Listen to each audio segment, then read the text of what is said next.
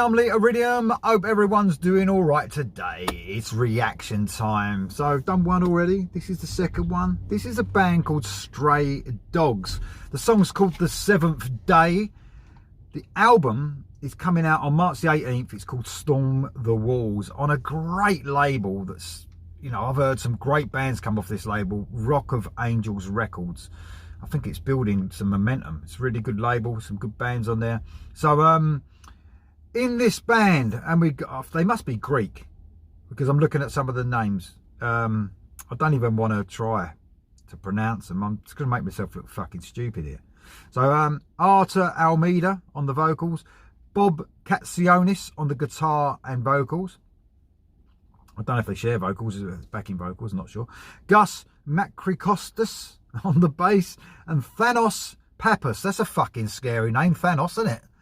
Fucking hell. I mean, unless he's changed his name to that, that's pretty cool. So, Stray Dogs, The Seventh Day, maybe from Greece.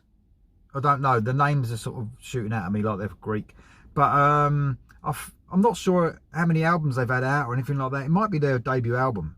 But looking forward to listening to this. This come out last week. I'm a little bit behind. I wish I'd caught it like last week. I am in the car. I apologise. I've got so much to do. I'm hoping that's all right for you guys watching. So, Stray Dogs, The Seventh Day. Here we go.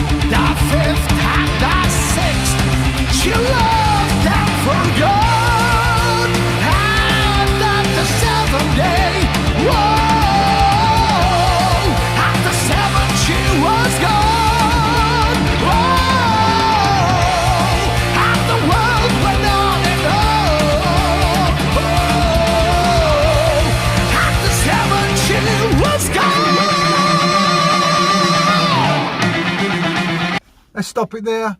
I always do halfway through, guys. Man, another band that is highly influenced by Maiden. I've just done the Audrey Horne reaction.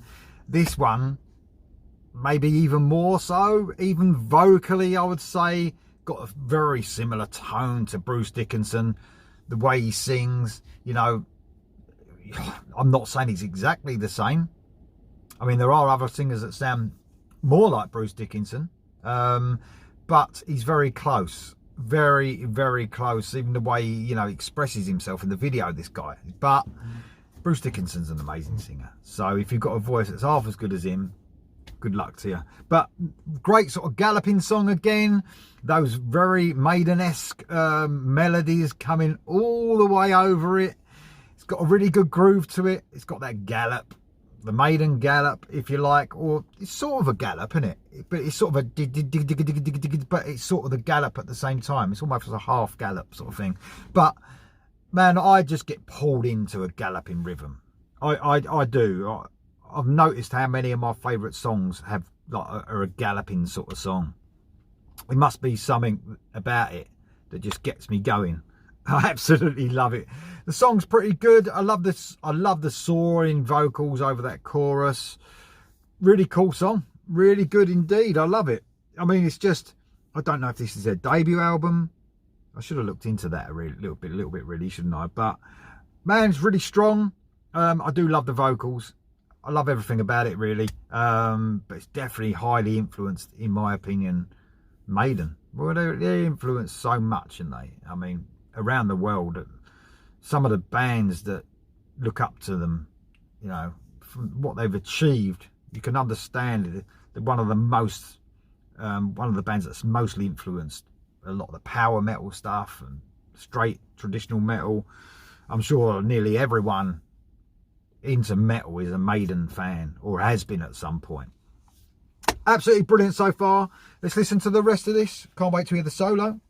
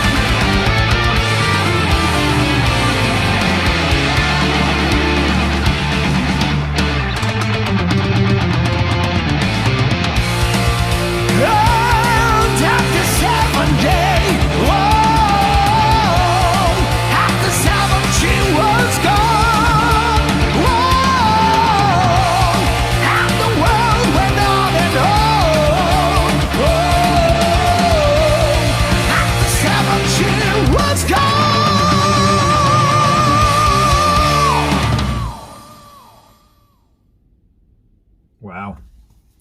I mean, that solo was just brilliant.